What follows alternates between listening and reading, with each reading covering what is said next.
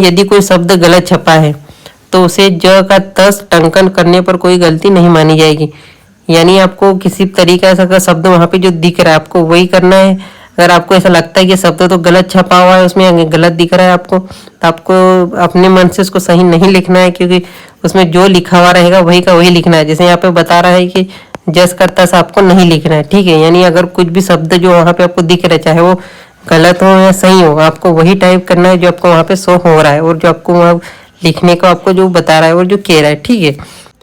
तो MPASI का result आ चुका है, तो हम देख लेते हैं फटाफट। ESB पे गए, ESB की जो औपचारिक जो वेबसाइट है उस पर एक बार हमने देखा हिंदी इंग्लिश, जिसमें आपको देखना चाहते हो देख सकते हो।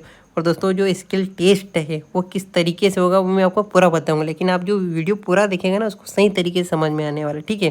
तो जैसे मैंने हिंदी पे क्लिक करा तो दोस्तों आप देख सकते हो इसमें पहली वेबसाइट दी हुई है, जैसे प्रथम चरण परीक्षा परिणाम सुविधा शीघ्र लेखन सहायक उपनिरीक्षक भर्ती परीक्षा 2025। यानी आप इस पर जैसे ही क्लिक करोगे तो यहाँ पे आपको जो आपका जो फर्स्ट फेज़ है रिजल्ट है वो आपका यहाँ पे जारी हो जाएगा। इस तरीके से देख, और मुझे पता है तो बच्चों को ये सब कुछ तो आपको देखते आते ही होगा दोस्तों, ये सब मुझे बताने की ज़रूरत नहीं है, ठीक है। तो मैं आपको डायरेक्ट बता देता हूँ।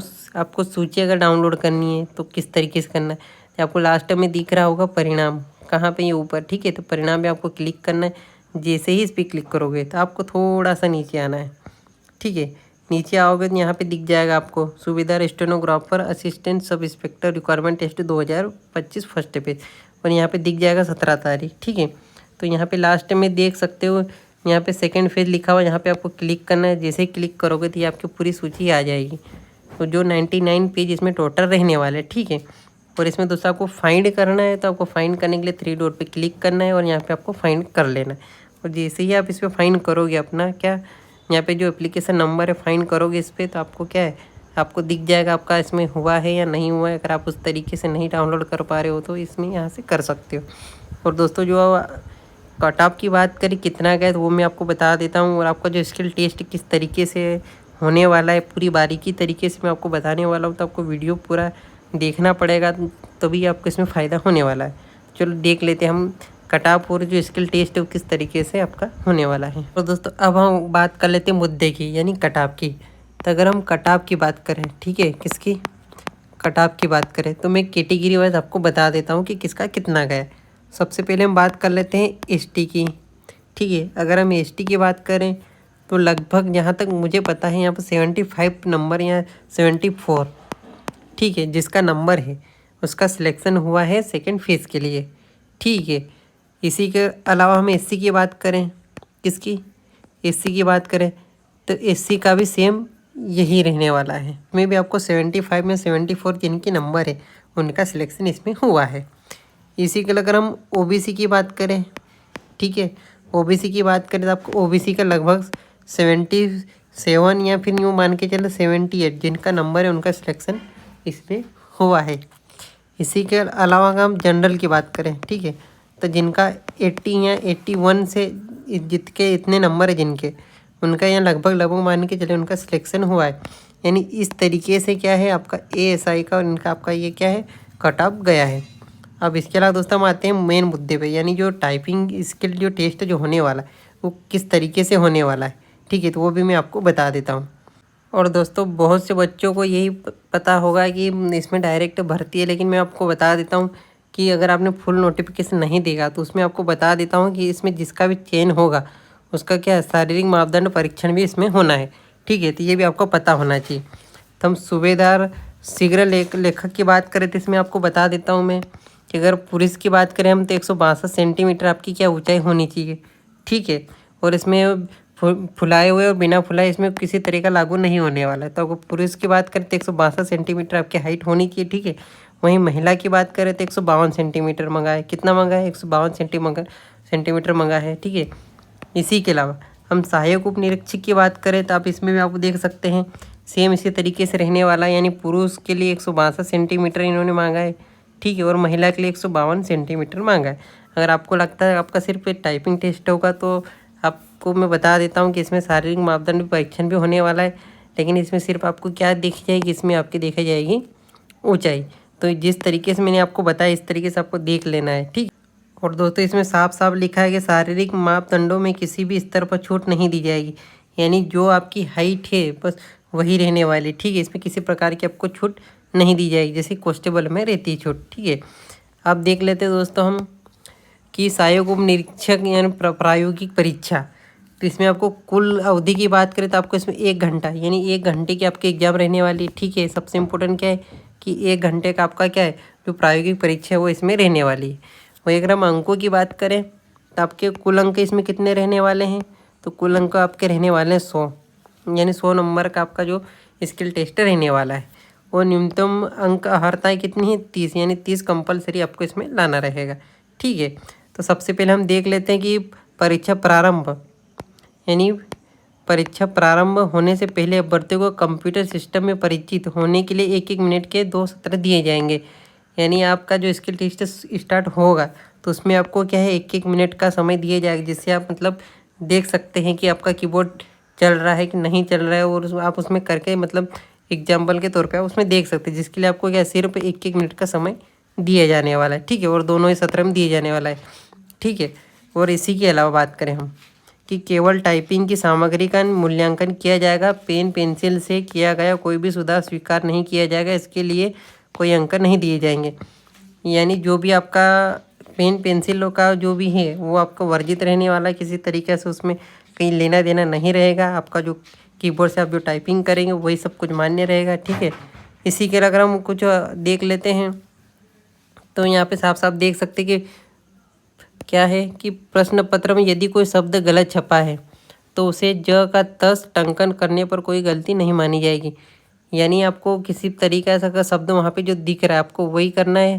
अगर आपको ऐसा लगता है कि शब्द तो गलत छपा हुआ है उसमें गलत दिख रहा है आपको, तो आपको अपने मन से उसको सही नहीं लिखना है, क्योंकि उसमें जो लिखा हुआ रहेगा वही का वही लिखना है। जैसे यहाँ पे बता रहा है कि जस का तस आपको नहीं लिखना है, ठीक है। यानी अगर कुछ भी शब्द जो वहाँ पे आपको दिख रहा है चाहे वो गलत हो या सही हो, आपको वही टाइप करना है जो आपको वहाँ पे शो हो रहा है और जो आपको वहाँ लिखने को आपको जो बता रहा है और जो कह रहा है, ठीक है।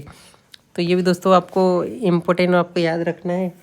इसी के लिए अगर हम बात करें कि हिंदी में 600 शब्द, यानी आपके टोटल कितने शब्द रहने वाले हैं 600 शब्द रहने वाले, और प्रत्येक के 2 पैराग्राफ यानी 33 मिनट के आपके 2 पैराग्राफ दिए जाएंगे आपको, ठीक है। और कितने कितने मिनट के रहेंगे तो आपके 30-30 मिनट के रहेंगे, यानी 2 पैराग्राफ रहेंगे जो 600 शब्द के रहेंगे, और आपको 30 मिनट का मतलब 33 मिनट के अलग अलग ही दिए जाएंगे, ठीक है। और इसी के अगर बात करें अधिकतम अंक 50 अंक, यानी एक जो आप पैराग्राफ करेंगे यानी 30 मिनट का वो आपका 50 अंक का रहेगा। इसी के अलावा आप जब दूसरा करेंगे वो भी आपका 50 का, यानी कुल इस तरीके से आपका कितना ये आपका हो जाएगा 100 अंक, ठीक है। 100 अंक का इस तरीके से आपका रहने वाला है। और वहीं हम त्रुटि की बात करें तो हम यहाँ पे साफ साफ देख सकते हैं प्रत्येक शब्द संख्या को छोड़ने पर, यानी आप कुछ लिख रहे हो और आपने कुछ भी शब्द या संख्या कुछ भी छोड़ दी तो वो भी आपकी क्या है त्रुटि मानी जाएगी। फिर प्रत्येक शब्द संख्या को अतिरिक्त छोड़ने पर, यानी अगर आप 2 स्पेस मारते हो या अतिरिक्त अगर आप स्पेस छोड़ देते हो तो भी आपकी क्या उसमें काउंट की जाएगी और वो भी आपकी क्या गलती माननी की जाएगी। तो ये भी आपको ध्यान रखना है।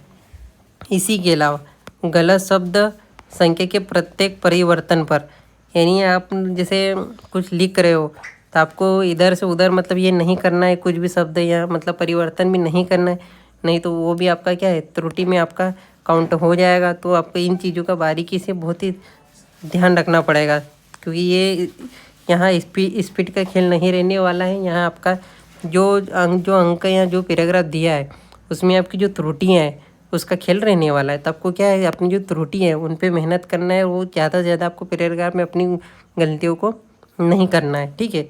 फिर इसी के बाद देखते हैं हम कि प्रत्येक सही शब्द संख्या के साथ गलत शब्द या संख्या की अदला बदली करना जो परिच्छेद में नहीं है, यानी किसी भी शब्द को आपको अदला बदली भी नहीं करना है, तो वो भी आपकी त्रुटि रहेगी, ठीक है। फिर प्रत्येक शब्द संख्या जो गद्यांश में नहीं है, जैसे पाठशाला के स्थान पर पाशाला या सरकारी के स्थान पर सहकारी जोड़ना आदि, तो ये भी आपका गलत। यानी जो आपको शब्द दिया है, जैसे मान लो आपको यहाँ पे सरकारी दिया है, ठीक है, अगर आपको यहाँ पे सरकारी दिया है तो आपको सरकारी ही लिखना है। यहाँ पर इस तरीके से आपको गलत नहीं लिखना है, जैसे यहाँ पे बताया ना सकरारी, ठीक है। तो ये अगर आप इस तरीके से करते हो तो सीधा आपका 1 नंबर कट जाएगा। क्या है जैसे सरकारी जगह आपने वो सहकारी लिख दिया, यहाँ पे आपका 1 नंबर कट जाएगा। तो आपको ये इन चीज़ों का भी ध्यान रखना है, ठीक है। इसी के अलावा हम बात करें कि वाक्य रचना में यदि अशुद्धि जैसे मुझे जाना है की बजाय मुझे जाना है, यानी ये भी मतलब गलत हो गया दोस्तों।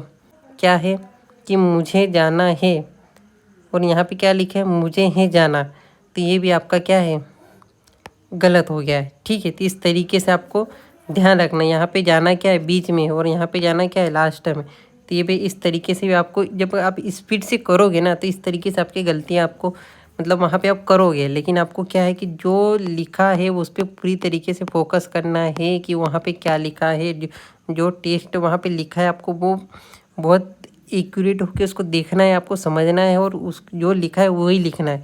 आपको अपनी मर्ज़ी से स्पीड के चक्कर में आपको नहीं रहना है। ठीक है, अगर आप स्पीड के चक्कर में रहोगे तो आप इस तरीके से गलती करोगे जैसे यहाँ पे इन्होंने बताया है। ठीक है, और इसी के लिए अगर हम आधी त्रुटियाँ की बात करें, यानी आधी त्रुटि किस तरीके से, और ये जितना मैंने आपको बताया दोस्तों ये एक त्रुटि थी, यानी अगर आप छोटी छोटी गलती करोगे ना तो आपका सीधा 1 नंबर कटेगा। क्या है, सीधा 1 नंबर कटेगा। ठीक है, और आधी त्रुटियाँ भी रहेगी, जैसे कैसे रहेगी, जैसे स्पेलिंग गलती हुई। ठीक है, यानी जहाँ 2 अक्षरों के बीच स्थान नहीं दिया गया हो, यानी 2 अक्षर है। ठीक है, जैसे ये पहला अक्षर है और ये दूसरा अक्षर है और यहाँ पे आपने क्या है जगह नहीं दी है, तो भी आपको क्या है वो आपकी आधी गलती रहेगी, मतलब आधी त्रुटि में काउंट होगी। किस में काउंट होगी, आधी आधी त्रुटि में काउंट होगी। ठीक है, या 2 अक्षरों या किसी शब्द के बीच अधिक स्थान दिया जाता है, यानी आपको यहाँ से यहाँ तक का अगर जो 2 शब्द लिखे, ये भी शब्द है ये भी शब्द है, और यहाँ पे आपको सिर्फ 1 स्पेस देना था लेकिन आपने यहाँ पे 2 दे दी, तो ये भी आपके दोस्तों क्या है आधी त्रुटि मानी जाएगी। ठीक है, तो अब जो मैं कहना चाहता हूँ मेरे शब्दों को समझना है दोस्तों, ताकि आपको क्या है कि ये जो आपकी स्किल टेस्ट है वो आपकी और बेहतर होगी। जो एग्जाम जिस तरीके से ये आने वाला है होने वाला है आपके साथ, वो आपको क्लियर रहेगा। ठीक है, और इसी की अगर हम बात करें आधी त्रुटि में और क्या है दोस्तों, तो एक शब्द में उन सभी गलतियों को गलतियों के रूप में गिना जाएगा, लेकिन किसी एक शब्द में की गई कुल गलतियों को उस शब्दों को बिल्कुल न लिखने पर एक गलती से अधिक नहीं माना जाएगा। ठीक है, यानी कुछ शब्द ऐसे भी रहेंगे दोस्तों जिनको क्या अगर आप नहीं लिखते हो तो उनको भी क्या है मतलब आधी त्रुटि में ही शामिल किया जाएगा। ठीक है, और दोस्तों इस तरीके से ये सब कुछ रहने वाला है। और इसी के लिए अगर हम बात करें यहाँ पे दे सकते हो, जैसे मैं कैसा लिखा है तो आपको यहाँ पे कैसा लिखा है, तो ये भी क्या है आपकी आधी त्रुटि रहेगी। जैसे यहाँ पे 1 बिंदु है, यहाँ पे 1 बिंदु है, यहाँ पे कैसा है, यहाँ पे 1 मात्रा है, जैसे यहाँ पे 2 मात्रा है जैसे, तो ठीक है ये भी आपकी क्या है आधी त्रुटि मानी जाएगी। कैसी मानी जाएगी, आधी त्रुटि मानी जाएगी। जैसे यहाँ की में क्या है कौन सी मात्रा दी है, देखो इसमें कौन सी मात्रा दी है, तो ये भी आपकी क्या है आधी त्रुटि रहने वाली है। फिर यहाँ और में देख सकते हो और कैसा लिखा है और यहाँ पे कैसा और लिखा है, तो ये भी क्या है आपकी आधी त्रुटि मानी जाएगी। फिर यहाँ पे है देख सकते हो, फिर यहाँ का है देख सकते हो, आपको फ़र्क दिख रहा होगा, तो ये क्या है कि आधी त्रुटि मानी जाएगी। तो आपको मैंने दोस्तों जो है मैंने बता दिया है। और इसी के अलावा प्रत्येक अन्य समान अशुद्धि के लिए प्रत्येक बार आधी गलती टंकन में त्रुटियों की गणना का तरीका, यानी जो किस तरीके से आपका इसमें रहने वाला था, आप देख सकते हैं त्रुटि का प्रतिशत किस तरीके, यानी जो पहली गलती में दोस्तों आपका 1 नंबर कटेगा और आधी त्रुटि में आपका मतलब जैसे आधा नंबर कटेगा। ठीक है, और उसमें क्या है 2 का क्या है वो हो जाए मल्टीप्लाई हो जाए, इस तरीके से आपका रहने वाला है। और इस तरीके से आपका क्या है पूरा पैराग्राफ जो होगा 100 नंबर का, आपको मैंने बता ही दिया है कि 50-50 नंबर का रहेगा और 33 मिनट का समय रहेगा और 1-1 मिनट का आपको क्या है सिर्फ मतलब वहाँ टेस्ट करने के लिए दिया जाएगा। तो दोस्तों आपको गलतियों पे सुधार करना है, आपको गलत नहीं लिखने हैं, आप स्पीड में मत ध्यान दो। आप अगर 25 या 30 की स्पीड भी निकालोगे तो भी आपका चल जाएगा, लेकिन आपको जो 600 शब्द है उसमें आपको मिस्टेक नहीं करना है। ठीक है, अगर आप मान लो जैसे अनिल आपने इस तरीके से लिख दिया तो ये समझ कर चलो आपका ये एक नंबर कट गया। आपको पता होगा अनिल किस तरीके से लिखाएगा, तो ये इस तरीके से लिखाएगा। तो अब ये छोटी छोटी सी अगर बेसिक सी गलतियाँ भी ऐसे करोगे तो आपका 1 नंबर कट जाएगा। और बाकी आधी त्रुटियाँ कैसी होगी वो भी मैंने बता ही दिया है। जैसे यहाँ पे एक बार वो बता देता हूँ, ये इस तरीके से मैं की जगह आपने यहाँ पे ऐसा गलत लिख दिया, की मात्रा जैसे गलत दे दी, और की जगह और गलत लिख दिया, तो ये क्या है ये आपकी आधी त्रुटि में आएगा। तो आपको समझ में आएगा दोस्तों कि बहुत ही मतलब आपको स्पीड पे फोकस नहीं करना, आपको सिर्फ फोकस काय पे करना है, अपनी जो शब्दावली जो शब्द है उनको सही तरीके से लिखने पे उस पर फोकस करना है। उम्मीद है दोस्तों वीडियो आपको अच्छा लगा हो, समझ में आया हो, तो चैनल को सब्सक्राइब जरूर करना और अपने दोस्तों को शेयर जरूर करना।